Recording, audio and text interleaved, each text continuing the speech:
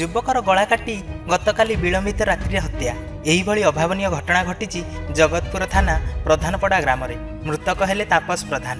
सूचना मुताबक झीर साइकेल चेन लगाऊ लगाऊ गढ़ी उठीथिला प्रेम। प्रेम सन्देह झीर परिवार पुओ को देइथिले गोपीनाथपुर बजार में धमक तो गला काटिदेबू।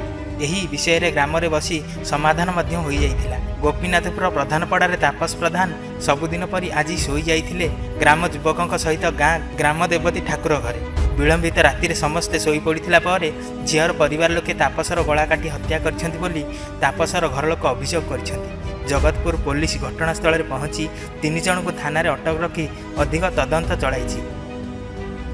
लक्ष्मीप्रिया प्रधान मो देढ़शुर पुआ पुतुरा मर्डर रही खाइला पिला तो शोला भल कौन पे मर्डर कले आम भी कही पारूनु कुआ सी जी मर्डर कर प्रशांत प्रधान पुओ पा आगर घटना सेमती किसी ना सी तो कौन काल मारी आगु धमकई मारिदेवी खुर काटिदेवी कही कौन पे मुझे सारे जानी भी डकई डकैलाटू सी भले भले बसते सब होता सी भूल फुल मागिला हठात सी काली रात कर्म कर।